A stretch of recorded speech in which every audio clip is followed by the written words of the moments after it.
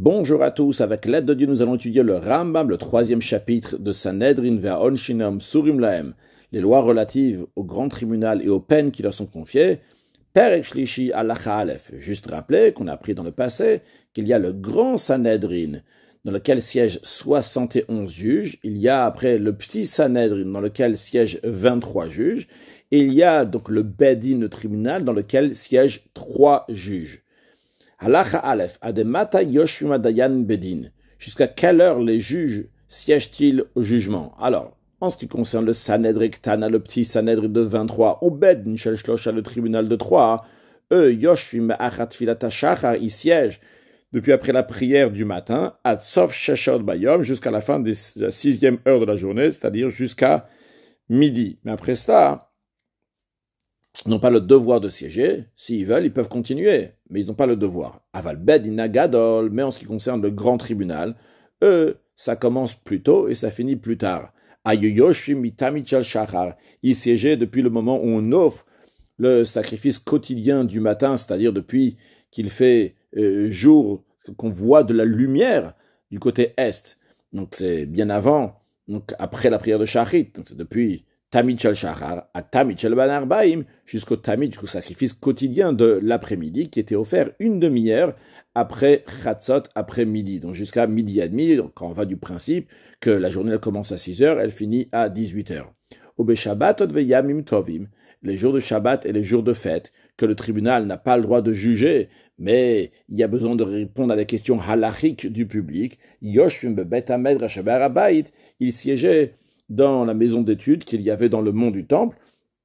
Donc d'un côté, ils étaient disponibles pour le public, mais ils n'étaient pas dans l'endroit où ils jugeaient pour pas que ça donne une impression qu'ils sont en train de juger, vu qu'on ne fait pas de jugement le Shabbat et jour de fête. Halacha bet.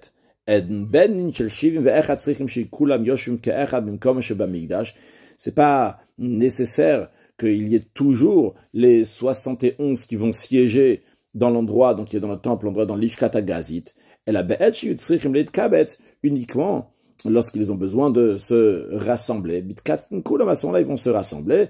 Donc c'est au moment dans lequel il y a besoin pour un jugement dans lequel les 71 doivent être là. Alors à ce moment-là, ils vont se rassembler. Au Bisharaïtot et aux autres moments. Kol Mishayelo Es, et tout celui des juges, donc 71, s'il a une occupation à faire à l'extérieur de l'Ishkat Agazit, à l'extérieur du Sanhedrin Yetzela Sotretso, il peut sortir pour faire son occupation. Mais après il revient. Mais ceci est à condition, qu'il ne va pas y avoir au moins 23 qui restent, Yoshvim Tamid, qui sont toujours en train de siéger, Kolzman Yeshivatan, tout le temps qu'ils siègent. C'est-à-dire, on a dit qu'ils doivent siéger depuis le Tamid du matin jusqu'au Tamid de l'après-midi. Alors, il faut toujours qu'il y en ait au moins 23. Donc, c'est la raison pour laquelle que Tzarach Echad Mem Latzet, lorsqu'un des 71, il a besoin de sortir, il regarde ses collègues qui restent là-bas. S'il en reste 23, il peut sortir pour faire ses occupations, Veimlav. Et s'il n'en reste pas 23, Lo Yetse, il ne faut pas qu'il sorte, jusqu'à qu'un autre juge va venir à sa place pour qu'il y ait toujours au moins 23 personnes qui siègent. Halacha Gimel, En Matrilin et Adin Balayla. On ne commence pas les jugements la nuit, mipiachmoa lamdo, on a appris par tradition orale, donc depuis Moshe Rabbeinu, de génération en génération, shehadinim kinegaim, que les lois des jugements sont comme les plaies de la lèpre. Shenemar, car en effet, il est dit, kol riv vechol naga, toute querelle et toute plaie de lèpre. On voit ici qu'il y a un hekesh, il y a une comparaison dans le même verset, on nous parle aussi bien donc des querelle de rive, donc les lois avec la plaie, Mariyat Negaim Baya Bilva, de la même manière que peut voir la plaie de la lèpre, est-ce qu'elle rend impure ou pas? C'est uniquement le jour, car en effet, le verset là-bas, il dit Biyom Heraot Bo Basachayitma, le jour, Biyom Heraot Bo, le jour où on va voir, donc le jour où on voit le jour, les tâches de lèpre, si elles sont impures ou pas, Afadin Bayom, de la même manière aussi, les jugements ont lieu le jour uniquement. Halacha Dalet. De même, le tribunal ne reçoit pas de témoignage la nuit, car le fait de recevoir un témoignage, c'est considéré comme un début de jugement.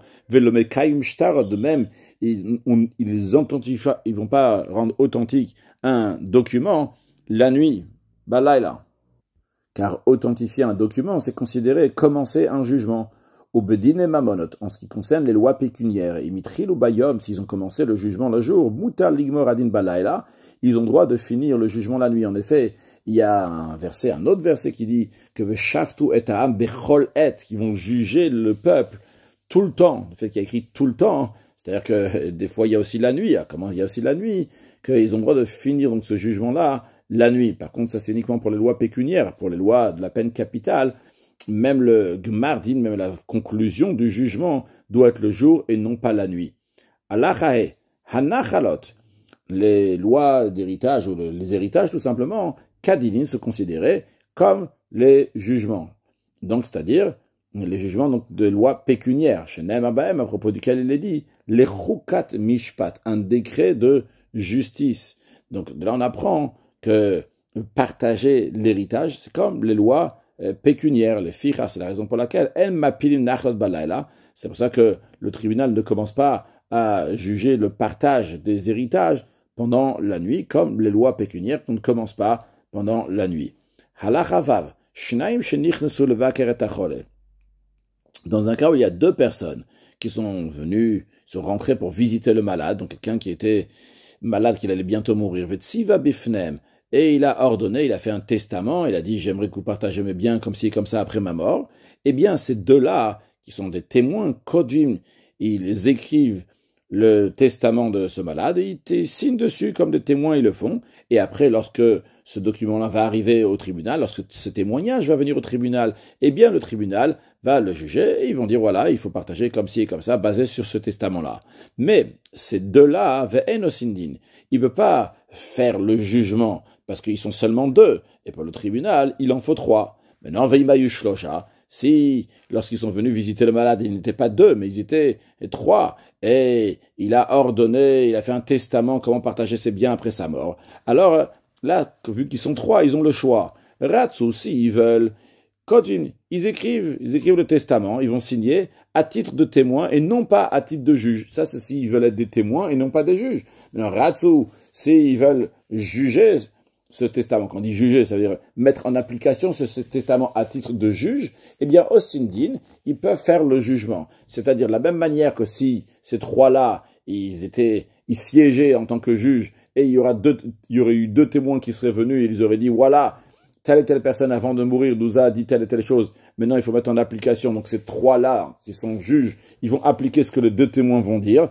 juste par le fait qu'ils ont écouté, entendu ce que les témoins ont entendu, ont dit au nom du défunt. Donc à plus forte raison, si eux-mêmes ils ont vu, ces trois-là, ils ont vu ce qui s'est passé, que le défunt il a dit qu'il fallait faire telle et telle chose, donc ils sont aussi bien que les trois et que les deux témoins qui seraient venus, donc ils peuvent aussi juger. Mais, justement, le lien avec la halakha précédente ici, c'est Bamed Varim Amorim, dans quel cas ça s'applique que s'ils veulent ces trois-là, ils peuvent être en tant que juges, c'est uniquement si ce testament-là a été donné Bayom le jour, c'est un moment dans lequel ils peuvent être juges. Donc, au moment où ils ont entendu ce testament-là, ils peuvent juger. Aval Balayla, mais si le testament était la nuit, qu'ils ne peuvent pas juger, donc ils n'ont pas le choix, ils ne peuvent être que des témoins sur ça. Dans ces cas-là, Kodvim, ils vont écrire le testament et signer en tant que témoin, mais ils ne peuvent pas être des juges. Ce qu'on dit, ils ne peuvent pas être des juges. C'est même plus tard, ils ne pourront pas être des juges. Vu qu'au début, ils n'étaient pas des juges, ils étaient uniquement des témoins. Alors là, s'applique la règle que en-ed nas dayan, qu'un témoin ne peut pas devenir un juge. Si de base, ils ont décidé on ne va pas être des témoins, on va être des juges, très bien, alors ils sont juges. Il n'y a pas ici de témoignage, c'est un direct. Ils sont juges. Par contre, s'ils étaient juges, ils étaient témoins parce qu'ils ne pouvaient pas être juges, c'était la nuit, et après seulement, on leur dit, et ils se disent, on va être juges maintenant sur ce qu'on a témoigné pendant la nuit, ça marche pas, parce que quand ils ont eu le titre de témoin, ils ne peuvent pas avoir le titre de juge sur ce cas. Halacha Zain. Kol bedin shel Israël shewagun. Tout tribunal du peuple juif qui est din shrina imaem, la présence divine est avec eux. Les fichas, c'est la raison pour laquelle les juges doivent siéger avec peur, avec crainte, vatifa, et être enveloppés d'un talit, vekovet roche, avec l'esprit lourd littéralement, mais ça veut dire avec du sérieux. Ve'asula akel roche, n'ont pas le droit d'avoir légèreté d'esprit, ou le sachek, ou bien de s'amuser, ou le saper besicha, beteila bebed, bien de parler une discussion futile au tribunal, et la bedivre tov chorma, uniquement de parler des paroles de Torah et sagesse. Halachachet, kol sanedrin o melech o rosh gola. Tous Sanhedrin, ou Goua, ou Exilak, qui, lui, s'occupe donc de nommer les gens dans le juge, chez Midoulam l'Israël Daïchenu Agun, et ils ont nommé pour le peuple juif un juge qui n'est pas digne. Qu'est-ce que ça veut dire? C'est-à-dire qu'il n'est pas sage dans la sagesse de la Torah. Donc il n'est pas apte à être juge. Même s'il a plein de charme, il a plein de bonnes qualités, il a d'autres qualités, mais pas celle d'être juge, parce qu'il ne connaît pas la sagesse. C'est celui qu'il a nommé, c'est lui qui transgresse un interdit. Il y a écrit Lotakiru panim bamishpat. Vous n'allez pas favoriser quelqu'un dans la justice. Puis par tradition orale, les sages ont appris jusqu'à Moshe Rabbeinu que ce verset-là, ça parle que ça parle de celui qui est responsable de nommer les juges, qui ne doit pas favoriser quelqu'un.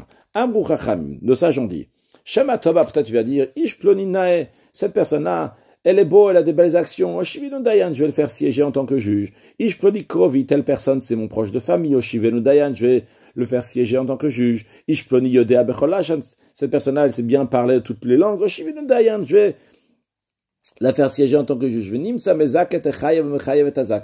Et en conséquence, ce qui va se passer, c'est que cette personne-là va acquitter le coupable et condamner l'innocent. L'homme des Shoracha, pas parce que cette personne-là, c'est un mécréant. Elle a tout simplement, pourquoi? Parce qu'il ne connaît pas la loi. Les Karnamar, sur ça il est dit, pour celui qui nomme les juges, vous n'allez pas favoriser quelqu'un pour la justice. Encore nos sages ont dit, tout celui qui nomme au peuple juif un juge qui n'est pas digne, c'est comme s'il avait fait une stèle, donc tout le monde s'approche autour de cette stèle-là pour faire l'idolâtrie. D'où on apprend ça? Parce qu'en effet, dans la paracha de Shoftim, il y a les 3 premiers versets donc, qui nous parlent des juges, et après, nous avons les 2 versets qui suivent, qui nous parlent de la Avodah Zara. Donc nous avons un verset qui nous parle justement de cette stèle, Shenemar, qui dit que tu ne vas pas ériger une stèle que Dieu a détestée. Et le Rambam rajoute, s'il a nommé un juge qui n'est pas digne alors qu'il y avait des érudits en Torah, que eux ils savent oui juger comme il faut, et bien dans ces cas-là, c'est comme si qu'il avait planté un arbre d'idolâtrie, donc il s'appelle une Asherah, justement on a dit il y a 2 versets après, donc il y a un verset qui nous parle de l'arbre, après le verset de la stèle. Le Rambam ramène ici le verset de la stèle en premier, vu qu'il parle de tout simplement, si quelqu'un il a nommé un juge qui n'est pas digne, donc c'est comme s'il avait fait une stèle, et dans un cas où il y a des érudits en Torah, donc ça c'est le premier verset qui suit les 3 versets dans Parashat Shoftim, qui dit Shenamar, lotit alecha Asherah kol etz, tu ne vas pas planter un arbre de Asherah, ou bien tout arbre, etzel mizbach Hashem Elokecha, à côté du misbéach de l'Éternel, ton Dieu, que tu vas faire. Donc le misbéach ici, donc l'autel, la même manière que l'autel dans le sens l'autel littéral, donc il pardonnait, il protégeait, de la même manière aussi les érudits en Torah, ils sont appelés un misbéach. Et on dit ici, lotit alecha Asherah kol etz, tu ne vas pas planter donc ce juge-là qui n'est pas digne, qui comme cet arbre, donc de Asherah d'idole, tu vas pas le mettre à côté du misbéach, alors que juste à côté, il y a quelqu'un qui sait oui juger. De même, encore une chose, des sages ont dit, sur le verset, vous n'allez pas faire avec moi un dieu d'argent ou un dieu d'or. Eh bien, le verset ici fait une allusion. C'est un dieu qui vient pour de l'argent ou de l'or. Zehadayan, ça fait référence ici au juge chez Minou, parce que le juge, il a été appelé Elohim. Alors ici, quand on dit Elohe Chasev Elohezav, donc c'est un juge qui est venu, comme il a été nommé, uniquement parce que il était riche. Halachatet, Kol Dayan Shenatan Mammon Kedeshitman, et tout juge qui a donné de l'argent au Sanhedrin pour être nommé, juge Asolam, mais pas la parole de se lever devant lui, comme on doit le faire devant chaque érudit en Torah. Et les sages ont ordonné de le prendre à légèreté, ou les alzelbo, de le mépriser. Les sages ont dit, Shatalit Shemitatevba, le talit dans lequel il s'enveloppe avec à l'époque, donc quand il devenait Dayan, la manière qu'il devenait le juge, comment ils étaient la smicha, qu'on apprendra plus dans le chapitre d'après, mais ce ne sera pas dit ce détail-là dans le chapitre d'après, mais on le mettait un beau talit. Comme ça, c'était la manière de l'inaugurer. Et une deuxième chose qu'on faisait, qu'on appelle aussi Rabbi, ça on verra clairement dans le chapitre suivant. En tous les cas, ce talit-là dans lequel il s'enveloppe avec, quand il est nommé en tant que Dayan, il va être considéré à tes yeux comme la couverture qu'on met sur l'âne pour s'asseoir dessus. En autre mot, donc, aucun respect pour cette personne-là. Halacha Yud. Ainsi était le comportement des sages d'autrefois. Ils fuyaient la nomination. Ils essayaient, c'est tous les moyens pour pas siéger en justice. Uniquement une fois qu'ils savaient qu'il y avait vraiment personne d'autre qui est aussi bien qualifié qu'eux, que s'ils vont s'empêcher du jugement, eh bien le comportement de la justice va se dégrader. Et même malgré ça, Yoshum Ladin, il ne siégeait pas au tribunal, jusqu'à que les gens et les anciens donc lui demandaient, ils insistaient au Fotzimbaem, ils insistaient beaucoup, à ce moment-là, ils prenaient sur eux d'être juges.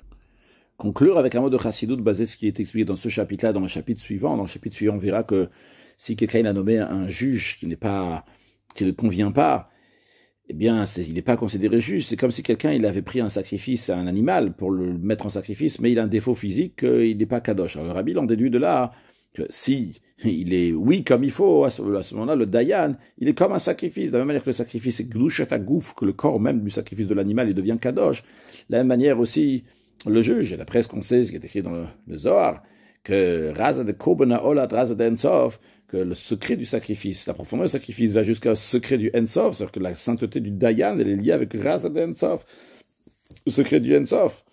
Donc encore plus que ça, le Rabbi mentionne ce qu'on a appris dans ce chapitre-là, il y a écrit que tout celui qui nomme pour le peuple juif un Dayan qui n'est pas bon, c'est comme s'il avait fait une stèle. Là on comprend que quand c'est oui un Dayan qui est oui bon, c'est comme le Misbeach lui-même, c'est pas juste comme le sacrifice qui est sur le Misbeach, mais comme le Misbeach lui-même, encore plus que ça, le Misbeach même, c'est quelque chose de principal dans le Beth Amikdash. Donc on comprend que la sainteté du Misbeach est liée avec la sainteté de tout le Beth Amikdash, jusqu'à la perfection du Beth Amikdash, le troisième temple qui sera reconstruit très prochainement avec la venue de Mashiach. Now, une excellente journée.